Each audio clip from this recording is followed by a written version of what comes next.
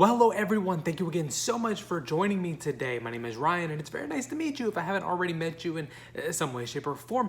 Today's video, we're actually going to revisit something. We got a feature presentation today. It's a film that I talked about in one of the previous triple features. I'll have a link down below so that you can check that out because there were two other films that I really did enjoy talking about and think that you should check out. This particular one though, it's one that I feel that I did not give as much attention to as I feel that it really deserves. So for the meantime, I mean, there will be double features and there will be triple features, for the name's sake, obviously, but I feel that a lot of times in order to do these triple features, I'm not going to have spent enough time with these films in order to properly talk about them and give them the love that I think that they deserve. I've got some ideas for films that I do not necessarily can dedicate an entire video to, or even like a triple feature, but there will be stuff like that. But I really want to I sort of like the feature presentation type of vibe, so we're definitely gonna do that a little bit more often. So today though, we are joined by everybody's favorite boss, their least favorite boss, all that, Bill Lumbergh. Today we are joined by Bill Lumbergh. There is a link down below and you can check out The Great Unpopsing. That's a pun that I was not able to make on that video, and I'm very, very ashamed that I didn't do that. So The Great Unpopsing. There's a link down below too, so you can check that out. Bill is gonna go take his rightful place so that he can sit there and make sure that he gets those TPS reports. So the film that we're going to be talking about is none other than one of my now all-time favorite movies, and that is Brian Trenchard Smith's, because I've mispronounced it before, Trenchard, Dead End Drive-In. Oh, and also to coincide with the keeping in touch with the exploitative nature, since we're talking about, an exploitation film here, there will be a bonus haul. Try to scoot some of that out of the way. A bonus haul at the end of this video. So stick around for like a quick sort of haul collection update sort of thing, because there's a lot of stuff coming in and I want to try to get through this stuff first. So on to the feature presentation. All right, so to sort of recap everything about Dead End Drive-In, just to sort of get the plot points covered, since we're going to talk about this, though, just sort of the same way that we did in the previous video, but go into a lot more detail because I think this truly deserves it.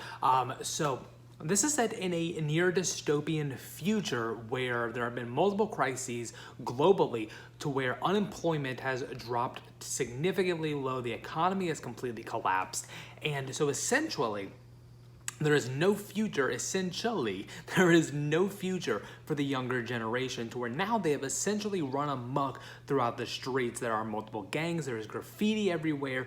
It's literally just it's almost complete anarchy. So the older generation, predominantly the ones responsible for everything that has happened, they are the haves, and the younger generation is the have-nots. So they have essentially created a type of prison camp, a concentration camp, to where the have-nots are then sequestered out of view so that they no longer have to, one, put up with all of the complete chaos that is on the streets, and two, they don't have to look at them. They don't have to look at the product of their own creation or their own destruction.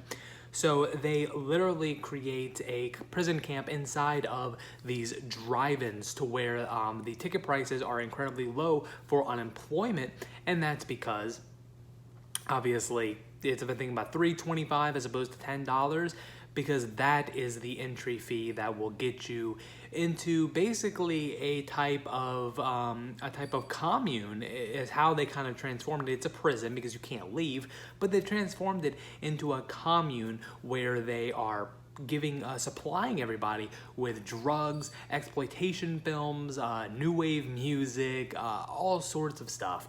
And our main character is somebody that is not going to become placated by everything that has to offer. So again, this was directed by Brian Trenchard Smith. It is based on a short story that Brian Trenchard Smith did not really, he was not too familiar with the story. He kind of came in later, spent about a week with the film, and then sort of upped the social commentary aspect of it, because as you can tell from what I'm saying, there is a huge social commentary when it comes to this, as opposed to just a purely action flick, which is what the exploitative nature of this was because it is very Mad Max-y. It's very Mad Max-ish, especially with the action sequences and stuff like that. Because in the commentary track, which we'll kind of go into everything very, very briefly, in the commentary track, Trent Smith basically says, you know, he had to basically do these types of action sequences because, one, he enjoys them, he enjoys making them, and then two, it was a way, obviously, for an exploitation film to get those butts in seats, because it wasn't so much to say, hey, come see the new social commentary or the new dark satire. No, it was easier to say, come see the new Mad Max, the brand new Mad Max. And so the main character that we have in Dead End Drive-In is Jimmy, portrayed by Ned Manning, and his girlfriend, Carmen. Jimmy, or Krabs, as his nickname is, which was the name of the title of the short story that this is based off of. Jimmy is he's a very hopeful individual, a very energetic person, a very positive person who is a very small frame, very thinly built person, but he is constantly working out, he's constantly eating healthy, he's constantly trying to bulk up, because like I said, he's very optimistic. So he takes his brother Frank's nice 1950s Chevy, without him knowing, obviously, because he's going to take him and his girlfriend out on a little joyride to go into the drive-in and see a flick. And of course he thinks that he's going to kind of get in cheaply by saying unemployment, but unfortunately, by getting in under the unemployment price, he has made himself and his girlfriend prisoners. And I said it before in the beginning of this video, but I'm telling you, this is one of my all-time favorite movies. I adore this movie because there is so much that this movie has to say. There is so much bite and so much depth into it. And then when you do have those action sequences, the fight scenes, the car chases, the explosions, it's an immense amount of fun. So there is so much fun that is driven from the exploitation factor of the film, and then the social commentary still rings true to this day. There is still some stuff that you can take from that and apply it to today's world, today's setting, especially with everything that's kind of going on right now. So it could actually be a type of harbinger for things to come in a very certain sort of way. And this is obviously going to be a low budget type of picture. It was made with just shy of a $2 million budget, and the stylized nature of the film is definitely going to be one of the better aspects of it. It is a gorgeous film to look at. They shot with a 3 p.m. to 5 a.m. time slot. So all the daytime scenes are after 3 p.m. So that's why you have that gorgeous day glow orange type of vibe. I mean, obviously they used filters and things like that, gradient lenses and things like that. But that's why you have that particular look to the film. And then obviously it's the 80s, so there is tons of neon everywhere. And so, but it goes into place with the way that they are trying to make these prisoners essentially and not want to leave. And so not only does it have the social commentary on the unemployment rate, or what the older generation is leaving for the younger generation, which is not so much to be applied to exactly the 80s when this was made, but it can be applied to any sort of generation, be it the older generation, the younger generation. And then on top of that, though, there are themes of racism and discrimination, and it gets very, very deep, and there's a lot to chew on, and a lot to think about, and a lot to talk about. But this is obviously this is the Arrow Video release, and it looks absolutely gorgeous. I mean, it is nice and crisp. There's tons of fantastic grain.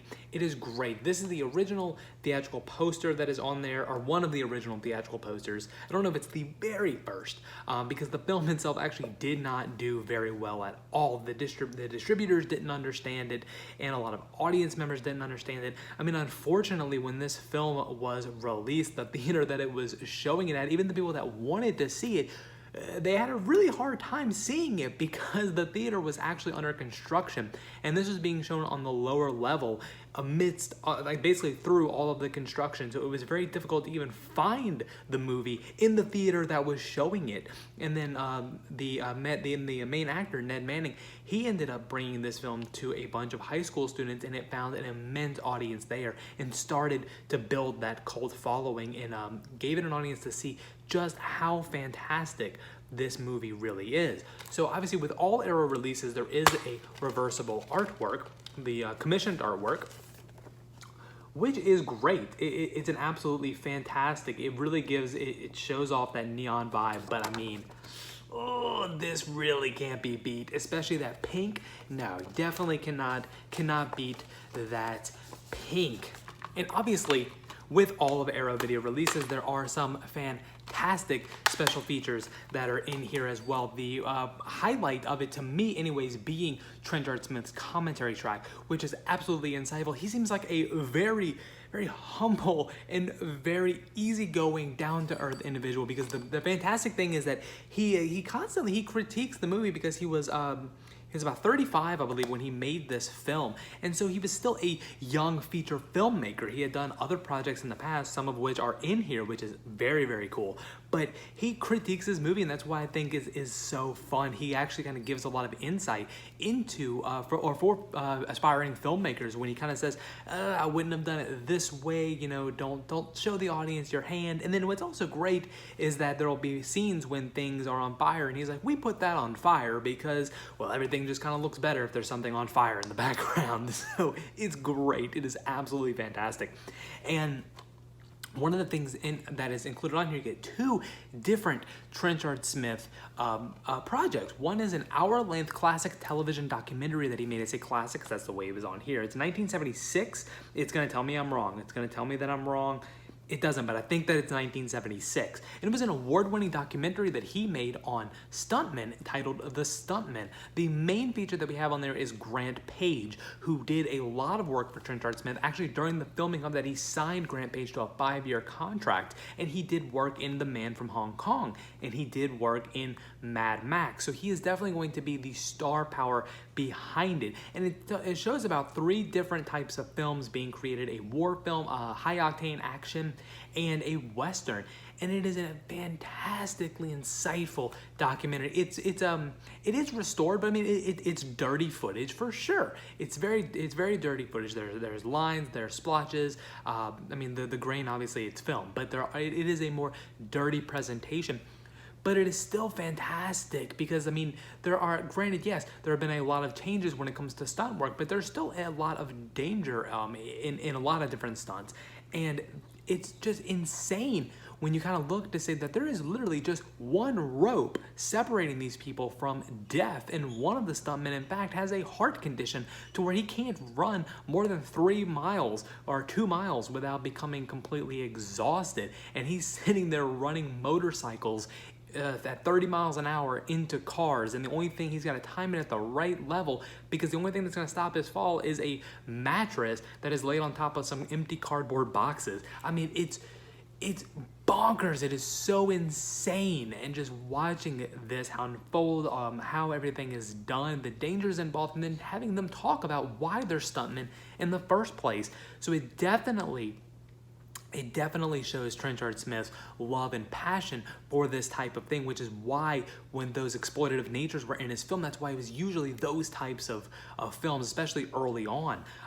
Another thing that's on here is you have a public information film called Hospitals Don't Burn Down, which is amazing. That was another actually award-winning film. And so it's basically fire safety and safety protocols within a hospital, to where a hospital catches fire because of one patient who, after being scolded a bunch of times, ends up tossing a lit cigarette into a laundry chute. And it is done in, as it says in here, in pure Ozploitation factor, because Ozploitation was the Australian exploitation movement. And it absolute carnage. It's not your typical public information video or safety briefing video. It's the kind of thing that you wish you had in your workplace, because I mean, it is just total mayhem, people engulfed in flames. And I would highly recommend watching The Stuntman prior, because there's a lot of info when it comes to having people caught on fire, because Trenchard Smith even does that himself. He has his arm lit on fire with the water gel that they're using. So, and then there's also a gallery that is done with, that shows all the graffiti that was done in here, because the set piece was actually the last drive-in in, I believe it was Sydney, the last drive-in, and after that closed down, they used that as their set, and they had hired the best taggers to come in and just go nuts and create all of this artwork for them. I mean, they were wanted taggers, so they actually had to basically pay, the cops tried to arrest them, and they essentially kind of had to pay their fines to get them out because they were working for them.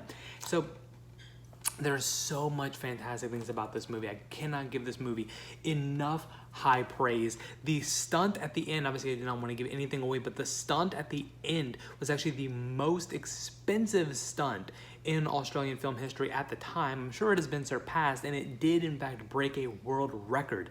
Obviously you gotta see it for yourself. It's kind of you can see it in posters and trailers and stuff like that, but when you get the whole thing in there, it is absolutely fantastic. So I mean, we got pure high octane action, we've got that Mad Max dystopian, but we have this amazing commentary on consumerism, so very much almost in line with Larry Cohen's The Stuff, one of my all-time favorite films. So it does have that satire, the satirization of consumerist culture, of the music, the drugs, the junk food, the fashion, and how it essentially is just creating, all of it is its own drug in a way to where you're becoming prisoners of the consumerist culture. And then on top of that, basically the older generation, what are you leaving behind for the younger generation? And if you're not leaving anything behind, what are you going to do for them? And yeah, guys, it is an absolutely fantastic film. The performances are fantastic. The look is fantastic. There is some great over-the-top characters, some wacky characters. I cannot say enough good things about Dead End Drive-In.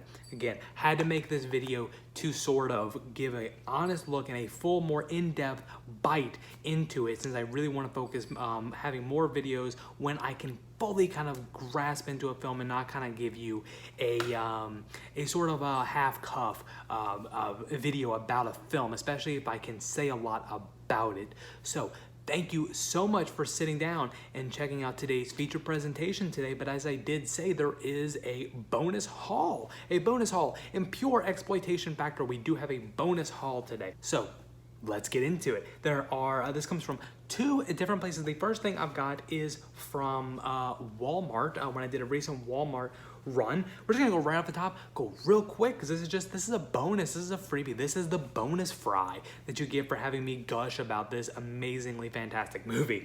So the very first thing that we have right here off the top is the 4K of The Invisible Man, starring Elizabeth Moss.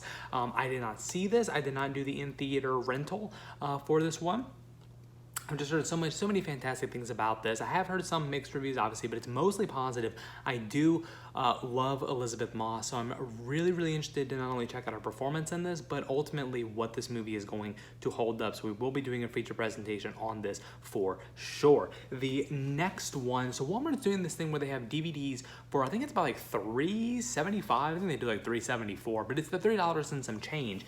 And this is one, as I've said before in other haul videos, my kid really does like Scooby-Doo, and I know that I can probably find this Blu-ray for maybe a little bit, for not that much more money, I'm not sure, but when I just see $3, the change doesn't matter. I had to get it.